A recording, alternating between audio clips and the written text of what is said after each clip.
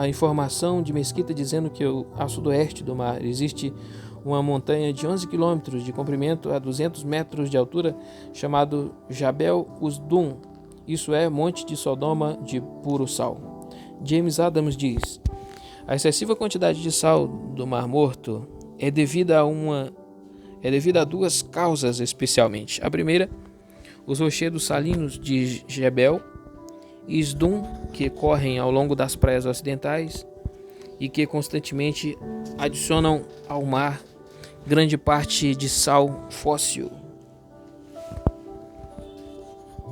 A segunda resulta dos rios tributários do Jordão, que atravessam regiões impregnadas de sais, fontes sulfurosas, matérias bituminosas e depósitos petrolíferos.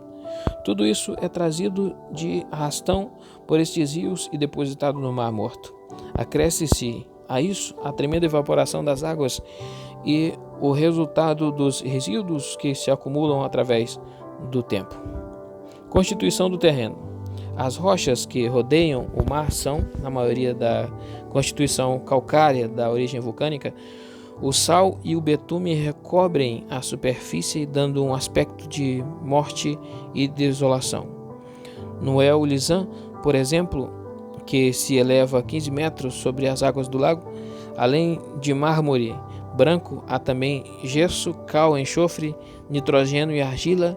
Alguém opinou ter existido em épocas imemoriais no lugar do Mar Morto um grande mar, mas nenhuma prova há. Sodoma e Gomorra. A Bíblia se refere a essas duas cidades do tempo de Abraão, Gênesis 19, 27 e 29, onde Sodoma e Gomorra estariam situadas.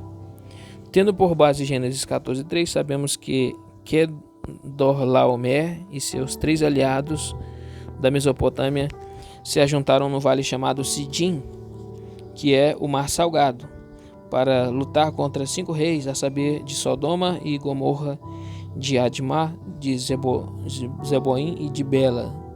Esta é Zoar. No vale Sidim, portanto, no vale do Mar Morto, havia poços de betume, onde os 5 reis vieram a cair. Gênesis 14, 10. Resta agora saber se Sodoma e Gomorra ficavam ao norte ou ao sul do Mar Morto. Existem 2 teorias sobre isso. Uma sustenta ao norte e outra ao sul. Teoria nortista advoga o norte para o Gênesis 3:10, mas quando Abraão se separou de Ló, eles estavam diante das verdejantes campinas do Jordão, e isso deveria ser no norte. Acontece, porém, que Ló não se fixou neste lugar. Gênesis 13:12 diz que ele foi armando suas tendas até chegar a Sodoma, porque Sodoma não poderia ficar no sul. Outro argumento dos nortistas é que Ló pediu ao anjo para ir para Zoar, que é a primitiva Bela de Gênesis 14:2. Ali habitou, gerou filhos, e 2 nações se instalaram nas imediações, Moabe e Amon, e esses países ficaram ao norte. Basta olhar para um mapa do Israel antigo para ver que Moabe ficava ao sul e Amon ao norte do Mar Morto. O argumento perdeu a força.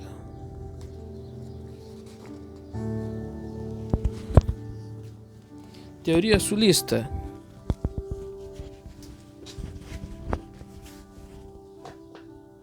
Para a teoria do sul, trazemos aqui o depoimento do Dr. Edward Robinson, uma das maiores autoridades do assunto do Mar Morto. O vale fértil, pois, que Ló escolheu para si, e onde Sodoma estava situada e que era bem regada, como a terra do Egito, alcançava o sul do lago. A catástrofe que Deus enviou para destruir as 4 cidades da Campina produziu transformações violentas na topografia.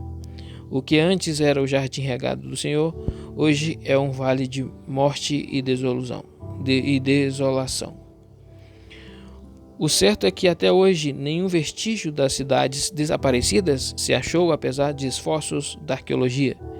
A opinião mais coerente, sem paixões nem partidos, é que o Mar Morto, antes do castigo do céu, deveria ser mais curto e as cidades de Sodoma e Gomorra, principalmente, deveriam ocupar a parte entre o extremo sul do atual lago e o Eolizã.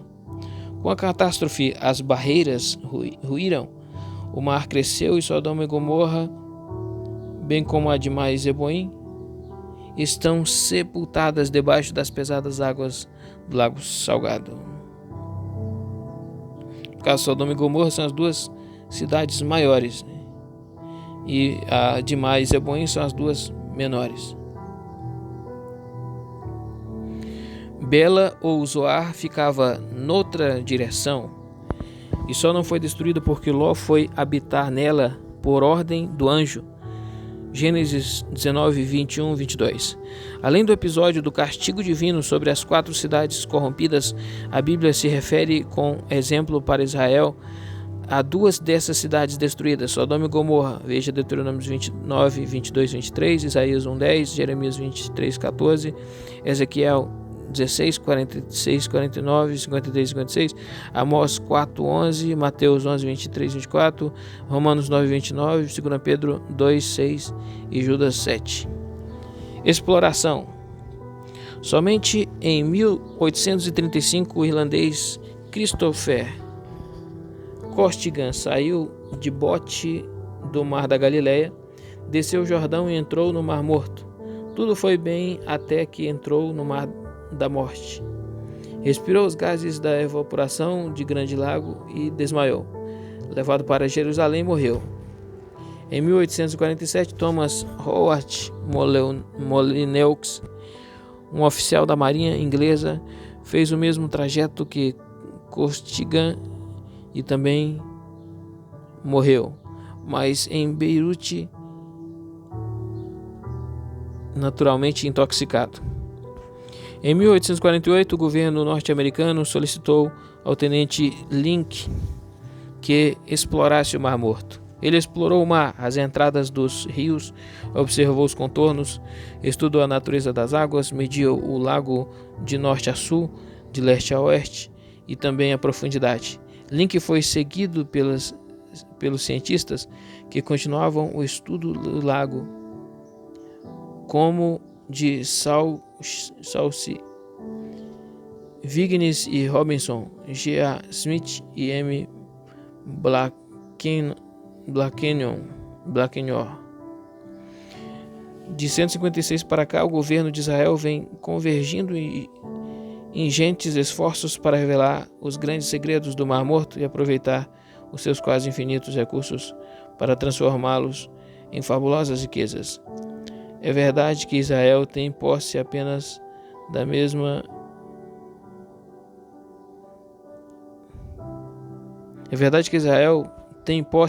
metade do famoso lago.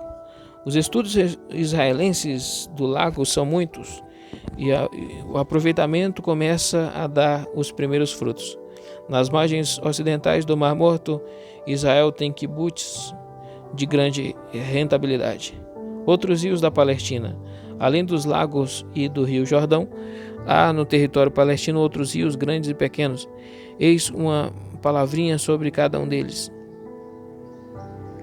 Afluentes do Jordão. Poucos são os afluentes do Jordão no leste que desembocam diretamente no Jordão. São 2. Larmuk, também é chamado de Leromaques pelos gregos. O nome moderno é Sheria El Manjur. É o maior afluente do Jordão, serviu de limite entre a meia tribo de Manassés e Bazã, e mais tarde foi incluído na tetrarquia de Filipe.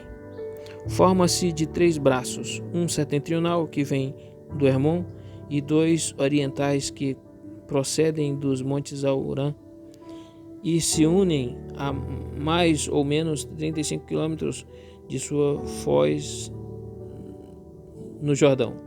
Então, já formado, o rio corre na sua plenitude pelas gargantas dos montes, cada vez mais profundas até penetrar no Jordão e a 6 quilômetros ao sul do mar da Galileia, 200 metros abaixo do nível do Mediterrâneo. A Bíblia não o menciona. Jaboque. O nome significa o que derrama. Os árabes o chamam Nar Ezerka, que traduzido é Rio Azul. Nasce no antiplano dos montes da Galaade. Descreve na primeira parte do seu curso uma semi-elipse através das montanhas e num declive vertiginoso entra no Jordão. Divide o antiplano da Galaade em duas partes iguais entre o mar da Galileia e o Mar Morto. Atravessa uma região alta e deserta a mais ou menos 927 metros. Passa depois por Rabat Amon, a seguir por Filadélfia, um uadi procedente do sul. O Hazeka engrossa suas águas. Desse modo, dirige-se para o nordeste e irriga a região de Gada. Recebe outro pequeno afluente do Aurã. O percurso total de Jaboque é de 135 quilômetros. Corre no leito profundo e entre montanhas que variam entre 400 e 600 metros. É perene. Outra, o Jaboque separou as terras de Seom, rei dos amorreus, e as de Og, rei de Bazã. Mais tarde serviu de linha limítrofe entre Gade e a tribo de Ruben. A profunda experiência que Jacó viveu ao retornar de Harã foi nos vales deste rio, Gênesis 32 e 33. Lutou a noite toda com o anjo e prevaleceu. Ao raiar do dia, João manquejava de uma perna, mas era vitorioso. Ao lugar que ele serviu de campo de batalha, deu o nome de Peniel, nome que lembrava a experiência gloriosa que vivera com Deus. Gênesis 32, 33. Prevaleceu com Deus, agora prevaleceu com os homens. Encontrou-se com o seu irmão Esaú em lugar de contendas, reconciliação em lugar de luta, abraços em lugar de ferimentos, beijos em lugar de morte, vida, amor e paz. Na Horte há apenas o Querite. Na realidade, o Jordão não conta com nenhum tributário na margem ocidental. Em primeiro lugar, trata-se de um filete d'água sem muita importância, é intermitente. Na maior parte do ano não passa de um uadi, isto é, um vale seco. Até hoje não pode ser identificado. Um grupo de autores o coloca na margem oriental do Jordão, baseados em 1 Reis 17:5, que diz torrente de Querite, fronteira ao Jordão. A maioria, entretanto, o situa na margem ocidental. Outro grupo identifica com uma pequenina torrente pouco ao norte de Jericó, e nesse grupo está o Dr. Edward Robinson, autoridade indiscutível no assunto. Nasce na região montanhosa de Efraim e desce para o Jordão. Elias esteve junto a esse ribeiro, onde corvos, que existem em boa quantidade ainda hoje, lhe traziam comida. 1 Reis 17, 1 ao 16. Rios que correm para o Mar Morto.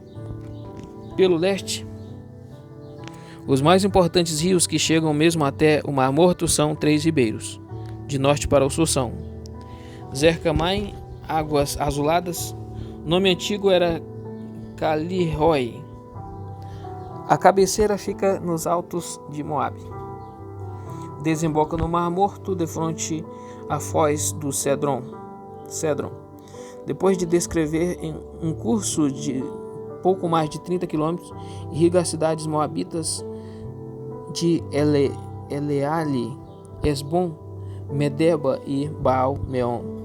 Corre como o Jaboque entre as rochas escapadas de boa altura. No seu curso recebe águas de não menos 10 fontes térmicas e sulfurosas, cuja temperatura oscila entre 43 e 60 graus. Após a entrada das águas dessas fontes termais, o rio toma uma coloração leitosa. Circula uma história que Salomão costumava banhar-se nessas fontes. A grande fortaleza de Marqueros ficava próximo das termas, e foi onde morreu João Batista, o poderoso profeta do Senhor.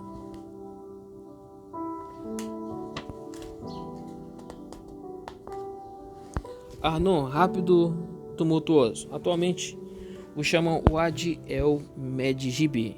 Nasce nos montes de Moabe, Deuteronômio 2:24. Separava Moabe do amorreu e depois Moabe da tribo de Ruben, Números 21:13. Formado por 2 braços, percorre mais ou menos 80 quilômetros. Nas épocas de chuva é volumoso. Na primavera em diante começa a diminuir e chega no rigor do verão a secar. O leito de Arnon corre na garganta dos montes que alcançam 1000 metros. Esses montes são formados por estratos rochosos de cor amarela, vermelha e esverdeada. O observador colocado num determinado ângulo da montanha contempla lá nas profundezas o Arnon a serpear. Ergue seus olhos e vê o barranco do rio, verdadeira muralha de pedras multicolores, formando um quadro de rara beleza. Isaías 16:2. Ao longo de suas margens foram achadas ruínas de antigas fortalezas, edifícios e algumas pontes. Quando Israel chegou ao ribeiro de Arnon, alcançando os limites das terras de Seom, rei dos amorreus, Moisés lhe enviou uma mensagem, Números 21:22, de paz, e Seom respondeu com a espada. Travou-se a batalha e Seom foi derrotado. Números 21:23-29. As margens de Arnon foram palco do que está registrado em 2 Reis 3. Mesa, rei de Moabe, sacudiu o jugo de Jordão, rei de Israel. De Jorão, rei de Israel. Jorão se alia a Josafá e ao rei de Arnon. Marcharam 7 dias contra os moabitas pelo deserto do Mar Morto e lhes faltou água. Eliseu ordenou que abrissem covas, porque assim diz o Senhor: não sentireis vento, nem vereis chuvas. Todavia, este vale se encherá de tanta água, que bebereis vós, e o vosso gado, e os vossos animais, isto é, ainda pouco aos olhos do Senhor, de maneira que também entregará Moabe nas vossas mãos. 2 Reis 3, 17-18. E assim aconteceu, quando Merza se viu derrotado, suas cidades destruídas, ofereceu em holocausto seu filho primogênito, e os reis de Israel e de Judá voltaram para sua casa. Em 1868, F.A. Klein achou as ruínas de Dibon e nelas a pedra moabita, hoje no Museu Britânico. Número 3. Zered, exuberante. Hoje é chamado de Wadi Kerak. Era a linha divisória entre Moabe e Edom, Números 21:12. Nasce nos montes de Moabe e vai terminar no ângulo sudoeste do Mar Morto. Suas margens estão cobertas de exuberante vegetação. É provável que Isaías 15:7 se refira ao Zered. Na sua aproximação para a conquista de Canaã, Israel cruzou esse ribeiro ao deixar Cádiz Barneia, Deuteronômio 2, 13, 14. Pelo oeste, o Mar Morto, na sua margem ocidental, conta com um tributário, que é o Cedron. O nome lhe vem do vale do mesmo nome. É o que separa o Monte das Oliveiras do Moriá. Chamam-no também de turvo ou negro. Nasce a 2,5 km a noroeste de Jerusalém. Corre depois derivando para o sudoeste, acompanhando o vale de Josafá e marginando os muros de Jerusalém. Ao passar pelo vale de Josafá, arrastava os detritos da cidade, 2 Crônicas 29:16. O fogo neste vale ardia constantemente. Talvez desse fogo advenha o nome de turvo ou negro. Depois de percorrer o vale ao redor de Jerusalém, vai se estreitando e cada vez mais profundo e serpeando por montes e desertos num percurso de 40 quilômetros, chega ao Mar Morto. Permanece seco a maior parte do ano. Só volta a existir quando as chuvas são abundantes. Quando o Cedron volta ao seu curso, 2 pontes o atravessam em Jerusalém, em frente à porta de Santo Estevão e outra a uns 400 metros ao sul. O trecho do convento de São Sabá ao Mar Morto é conhecido como Vale de Fogo. O Asa queimou as abominações de sua mãe e as lançou depois do ribeiro de Cedron. 2 Crônicas 15:16. Davi, fugindo de Absalão, seu filho cruzou o Cedron. 2 Samuel 15:23-30. Atalaia foi morta no vale de Cedron. 2 Reis 11:16. O rei Josias tirou as abominações idolátricas de Jerusalém, esmigalhou tudo e lançou tudo no ribeiro de Cedron. 2 Reis 23:12.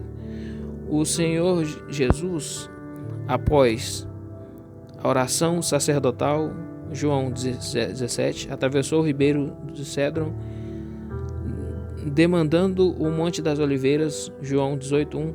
O professor Zev Vilnai menciona o ribeiro como existindo na atualidade, pelo menos o seu wadi, isto é, leito.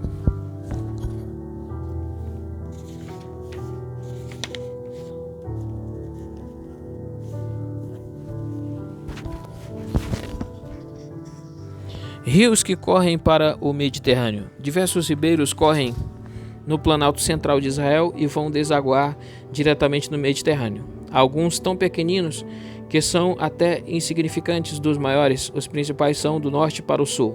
Belos. Menciona-se em Josué 19:26 uma localidade hoje não identificada com o nome Sior Libnat. Deveria estar ao sul da tribo de Azer. Por esse lugar corria um riacho que foi chamado de Belos. Plínio, historiador romano, conta que o Belos, ao desembarcar no mar, espalhava suas águas pelas areias da praia. Os marujos fenícios que transportavam o carregamento de potassa naufragaram na plateia onde o Belos entra no Mediterrâneo. Utilizaram as barras de potassa para tentar apagar o incêndio. Quando essas barras se misturaram com a areia quente, se transformaram em vidro. O nome Belos foi dado pelos gregos. Os judeus e os árabes chamam-no hoje Naamã e está a mais ou menos 2 km de Acre. Nesse riacho existe hoje uma ponte que dá para uma estrada que se bifurca. Para a esquerda dirige-se para Acre Velha e direita para Acre Nova.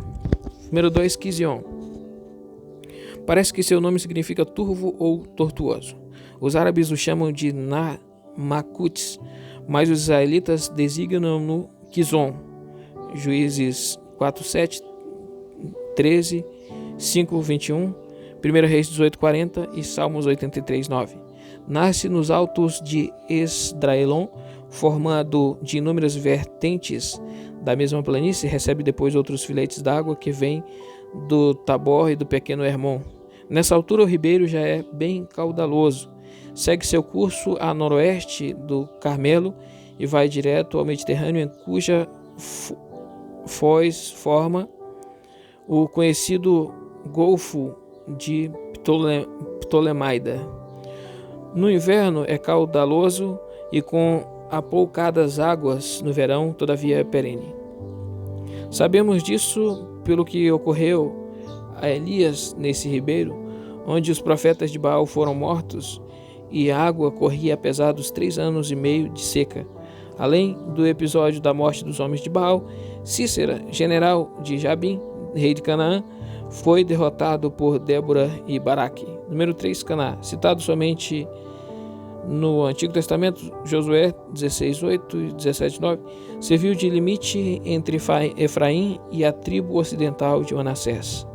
Nasce em Samaria e desce para Saron, cujas terras irriga, terminando no Mediterrâneo.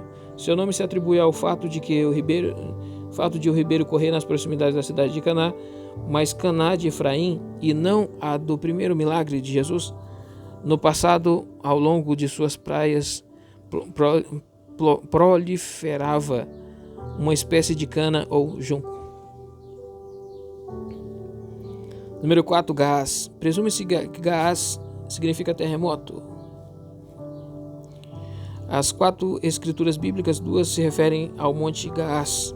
Josué 24:30, Juízes 2:89 e duas ao ribeiro, 2 Samuel 23, 30 e 1 Crônicas 11, 32. O ribeiro nasce na região montanhosa de Efraim, suas águas banham a planície de Saron e desembocam a 5 km ao norte de Jope, hoje Jafa. Os árabes chamam no Ar El Adjeb, serviu de limite entre Samaria e Judéia. Número 5, Sorek. O professor Vilnai diz que Sorek significa vinho excelente. O nome antigo era Ibet El Sureik e hoje o Ad El Sará. Na Bíblia é mencionado como vale, Juízes 16:4, e uma vez somente para designar a casa da prostituta Dalila. Nesse vale ou nas suas proximidades residia a noiva de Sansão, Juízes 14:1-5, que a Bíblia chama de Timna. Nas imediações fica também o vale de Sora, 1 Samuel 1:19, cidade natal do profeta Samuel. Por estes vales, principalmente pelo de Sorek, corria o ribeiro do mesmo nome. O vale é de grande fertilidade. O ribeiro deságua no Mediterrâneo, entre Jope e Ascalon, saindo hoje de Jerusalém para Tel Aviv, pela rua Jafa, caminho do mar em direção a Motza. Passa-se por Neftoa, antigo limite entre Benjamim e Judá. Cruza-se o ribeiro de Sorek por uma ponte moderna. O arroio corre nas profundezas do vale.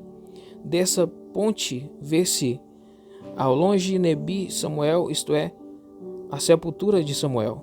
Na Idade Média, os judeus afluíam a esse lugar para suas grandes celebrações. Os cruzados chamaram no Monte do Regozijo, porque dele avistavam Jerusalém, distante apenas 7 quilômetros. Bezor, o nome significa refrigério. Um ribeiro de boas proporções nas imediações de Ziklag, no sul de Judá, 1 Samuel 39. Identificação hoje como o Ad El Seriá, ou então como o Ad El Nar, pequeno afluente do Wadi Gazé. Nasce nos montes da Judéia ao sul e passa por Aroer e Berseba e deságua no mar a 8 quilômetros ao sul de Gaza. Nas margens deste ribeiro, Davi deixou 200 homens estafados e com 400 perseguiu os amalequitas.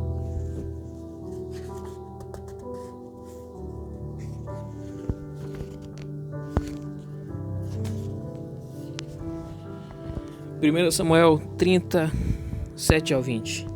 Corre entre pedras e bem largo e com bastante água. Está na parte norte do Negueb. Ribeiro do Egito. Várias passagens bíblicas registram o nome Ribeiro do Egito.